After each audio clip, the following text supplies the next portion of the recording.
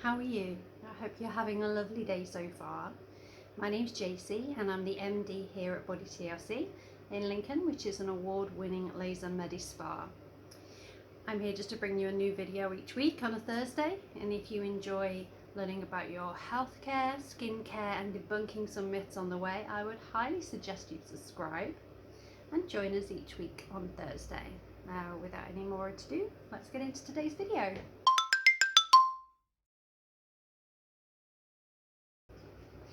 Today we're diving into the mysteries of skin types. So as a skincare professional, I can't tell you how many times clients have come into the clinic completely baffled about their skin type. Worse, some are using products not even meant for their skin, and that can be a recipe for disaster. Now, I understand that taking care of your skin, it's a complex process. So you might be wondering, well, how many different skin types even are there? Well, that answer's not quite so straightforward. There are different ways to classify skin types, and one of the most common ways is the Fitzpatrick scale. Now, this scale categorizes skin types based on factors such as skin color, hair color, eye color, and how our skin reacts to sensitivities like UV rays, sun exposure. Well, okay, why do we need to know this score? Mostly, you don't, but it is vital for certain practitioners to ascertain this in order to treat your skin safely and correctly. With the right knowledge and training, a sensible practitioner can reduce the chance of any unwanted side effects by applying that Fitzpatrick scale before any treatments.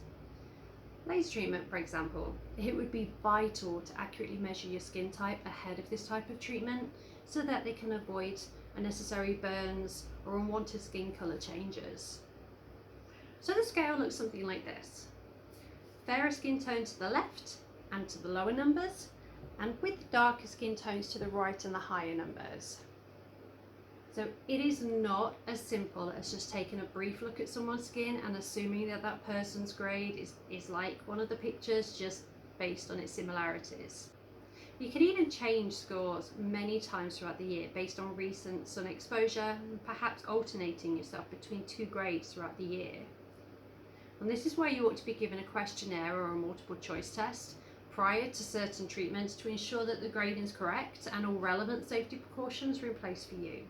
If you've never been asked about your Fitzpatrick score by your laser practitioner, it's time to raise an eyebrow and ask why. After all, your health should always come first. In addition to the Fitzpatrick scale, there are also basic skin types that most people are familiar with, such as your normal, combination, dry, sensitive and oily skin.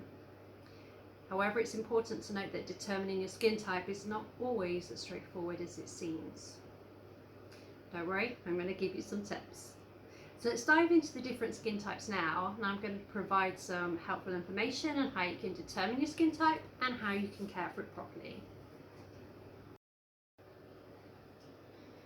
Genetics play a big role in determining your skin type, but it isn't the only factor. Environmental elements like your diet, your stress, and soaking up all those beautiful rays of sunshine can also shape your skin's personality. And just when you thought your skin type was all figured out, it might go and change on you. So as we mature, our skin type tends to change too, and more towards the drier side. Skin, oh sweet skin.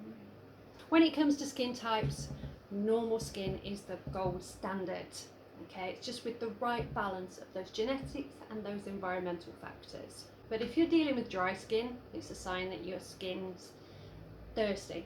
Okay, it's craving more natural oils. Meanwhile, oily skin, it's greasy, it has too much sebum. And combination skin's a bit like that jigsaw, a little bit of a mix of all of those. And then lastly, we've got sensitive skin.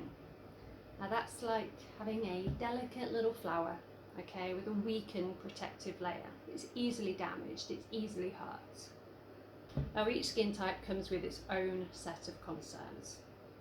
Acne prone skin tends to lead us to think of teenagers with oily skin types, but it can appear on any skin type at any age. So you're not immune even if you have the gold standard normal skin type. It's important to protect our skin and therefore help it adapt as we age, and it inevitably changes. So as we age, we wave goodbye to collagen, ceramide, hyaluronic acid, and therefore that leads to wrinkles, dark skin, dryness. Does sound a little bit depressing when I lay it out like that, to be fair, but no matter what your current skin type, with the correct information and products, you can achieve glorious skin. So let's break it down a little bit. Let's have a look at normal skin. Normal skin is essentially skin that's well balanced. It's not too dry, not too oily, not too sensitive, and there's very few imperfections.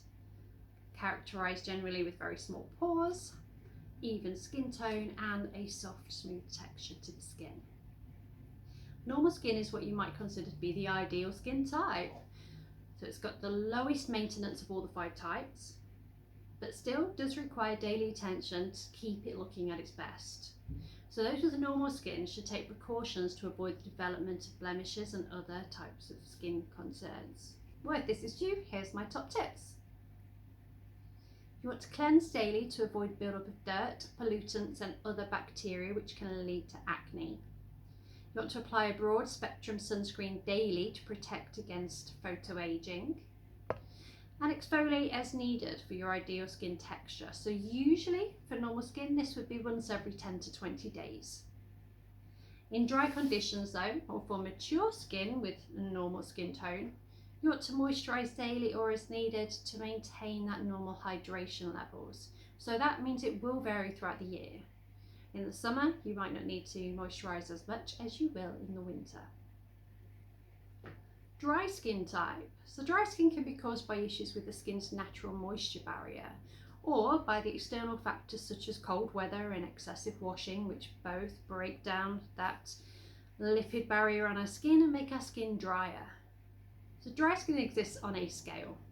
While it is universally characterized by its rough texture, it may begin to flake, peel or even crack depending on the severity of that dry skin.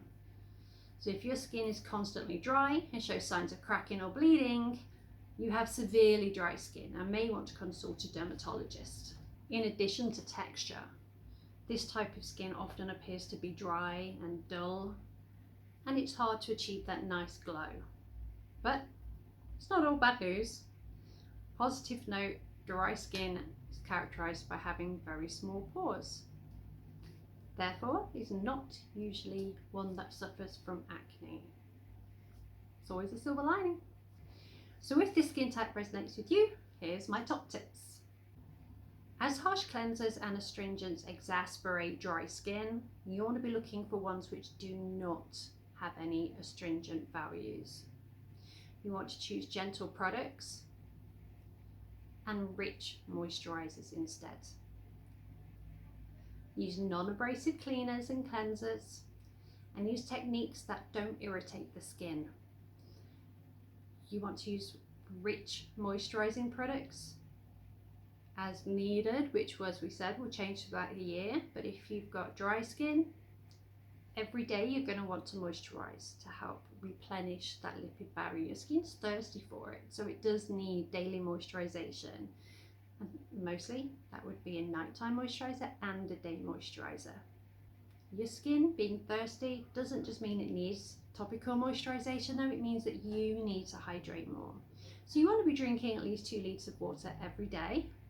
We all know this, but if you have dry skin, you want to really make sure you're meeting that target or even exceeding it, because it will show in your skin. You might even consider to use a humidifier in drier times of the year, like through the winter. Humidifiers put more moisture into the air. If you do have one at home, just make sure that you do clean it regularly, because they are a bacteria harbour fest inside if you're not cleaning them on a regular basis. But if you don't have a home humidifier, doesn't matter, you can still get the same benefits of one by using a bowl of water in front of a heat source, such as putting a bowl of water in front of your radiator, for example. As that water evaporates a little bit, the air will become more moistureful, more hydrating, and as you breathe that in, it's going to help your lungs as well as your skin. Okay, you also want to be protecting your skin from the harsh weather outside. And yes, I mean in a physical sense here, I mean physically cover it. Okay, you want to be wearing a scarf, hats, gloves. You want to be putting a barrier between that harsh blowing wind that strips out extra from your skin and your skin itself.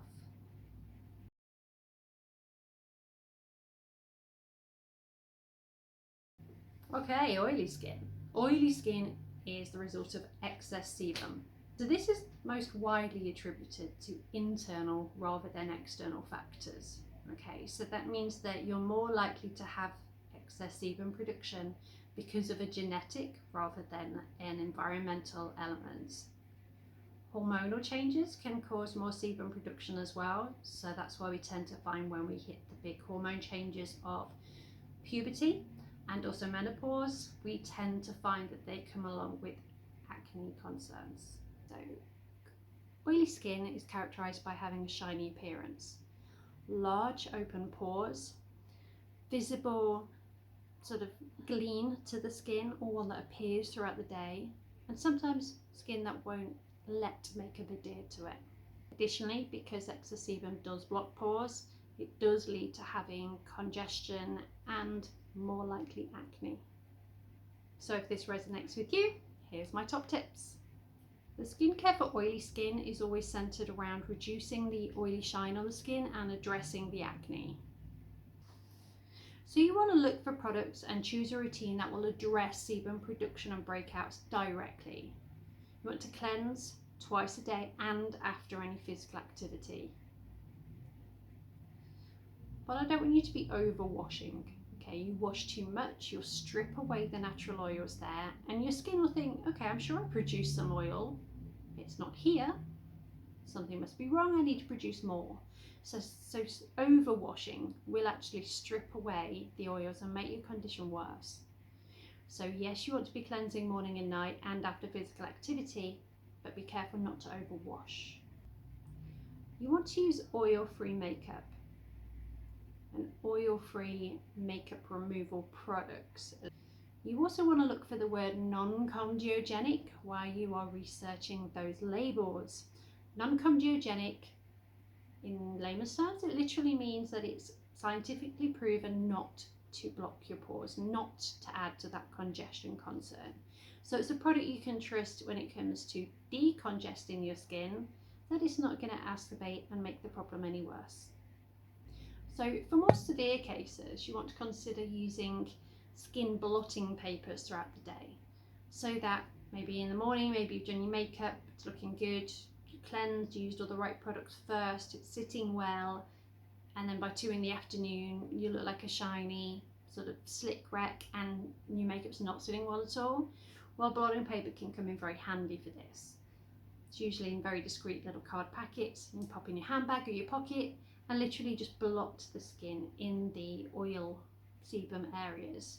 Okay, so if you are suffering from acne, which is quite likely if you have a very oily skin type, then please, please, please, please, please book yourself in for a professional extraction of your acne rather than trying to do it yourself at home.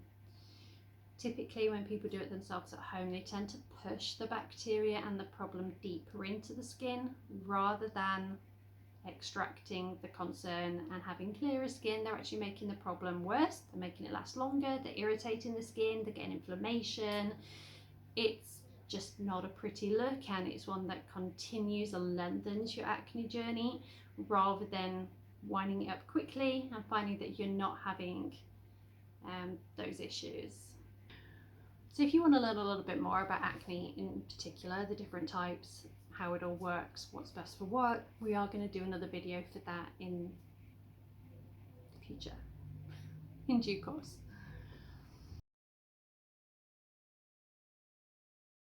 Okay, so combination skin. Now you're probably a little bit clued up on this one. It is a combination of both dry skin, oily skin, and sometimes a little bit of normal skin thrown in there as well. Now, although typically you might find that people talk about the T-zone, meaning across the forehead and down the nose, It isn't always that way though. Sometimes people can have it in different areas. It doesn't matter. What matters is that you're treating the separate areas, so the areas that are oily, the areas that are dry, the areas that are normal, with the correct products, and you're not just using one product for all, because you can find that you can make conditions worse that way. So let me explain that a little bit deeper. So while anyone can experience occasionally oily or dry skin, people with combination skin will consistently or repeatedly experience it. So there is a reason why the T-zone is so commonly sort of connected with this, is because you have more sebum production, more pores in that area. So it's likely that if you're going to have oily skin, they're the areas that are going to show it first. So if this is you and you're ready to tackle it, here's my top tips.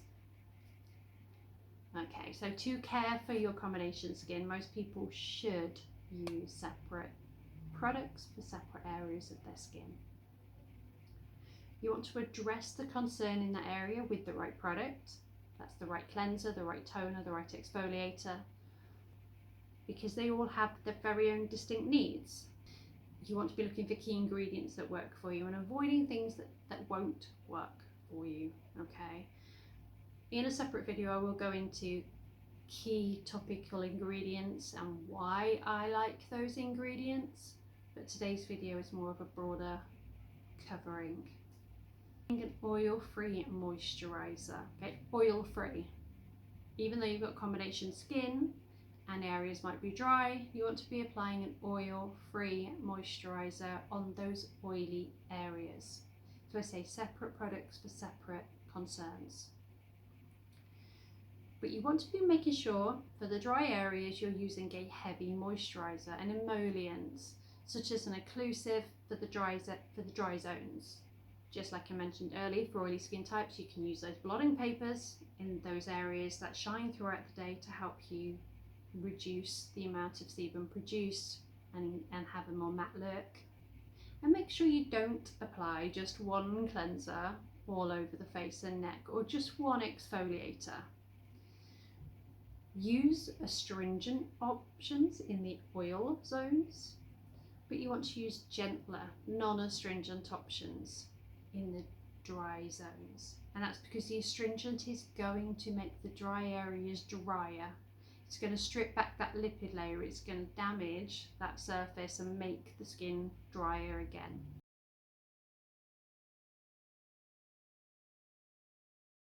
Now let's move on to sensitive skin. So our skin is fickle, sometimes turning on us with a sensitivity issue just out the blue. That could be due to a damaged skin barrier or an overprotective immune system, and of course it can run in the family. Family-based sensitivity skin, well, you'd have heard of it, eczema, psoriasis, they run in the family. Rosacea. If any of your family members have any of those conditions, you will be more predisposed to having sensitive skin at some point throughout your life. And if you are a dry skin type, as mentioned before, well, buckle up, because that can lead to sensitivity as dry skin and the wrong products make dry skin drier and can make therefore your skin more sensitive as that natural protective barrier is broken down. And then we go and add in irritants like pollutants, allergies, pollen, animal hair, even makeup. You put yourself a recipe there for sensitive skin. Blotches, redness, peeling, itching, burning. Or if you've got contact dermatitis that's popped up more than once, then the answer is clear, you have sensitive skin. So if this is you, here's my top tips. So there are a range of products formulated with gentle ingredients designed for those with sensitive skin.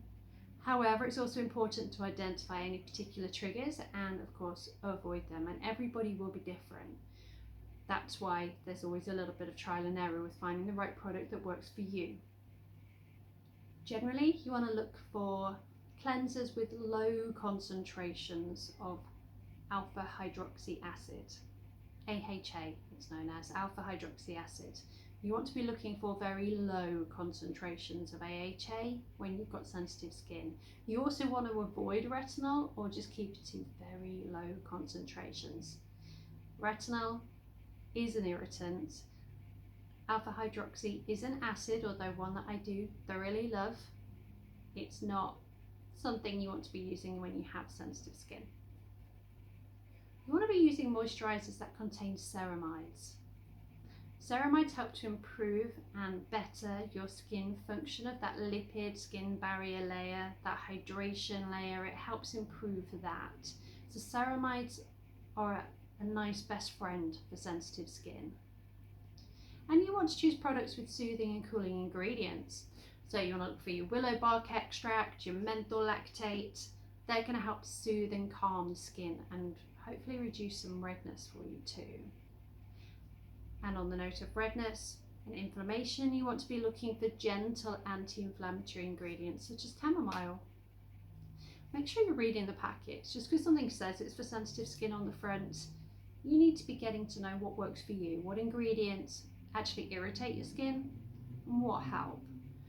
So start reading the labels, start looking for these key words, these key ingredients that might actually help you improve your skin tone. And you want to avoid products that contain fragrances. Okay, it's lovely when you have that product, you open it, it smells amazing. If you've got sensitive skin, buy Go the scent. It's going to be in your favour to do so. Your skin will thank you for it. You want to make sure that there's no alcohol in that product, no fragrances in that product, no sulfates, no citruses, and no essential oils.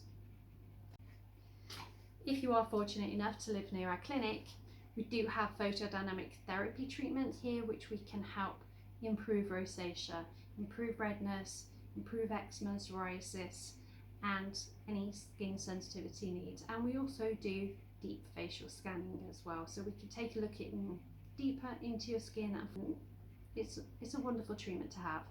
So if you are lucky enough to live near us here in Lincoln in England, feel free to pop along and try that. Or if you've got any local clinic, I do recommend the photodynamic therapy for sensitive skin. Lastly, wear your sunscreen. Okay, please don't go on a sunbed. It's really not good for you in the long run. Wear your sunscreen when you're out and about. Even on a cloudier day, you can still get those UVAs and UVB rays through, and they can still damage your skin. So all year round, you want to be wearing a sunscreen. Just make sure you do. We are here to help. If you have any questions, something you wanted to talk about, feel free to let us know in the comments below. It is the first video we've done like this, so please do forgive me if it looks a little amateur. We're professionals in what we do in skincare, and YouTube is new for us. Hopefully we'll get the hang of it, and we want you along the way for the ride. So if you do like learning about your skincare, pop us a comment below, give us a thumbs up, and subscribe. We do appreciate it. So hope you have a wonderful day ahead. Thank you for joining me. My name's Jaycee from Body TLC, and I'll see you in the next video. Bye.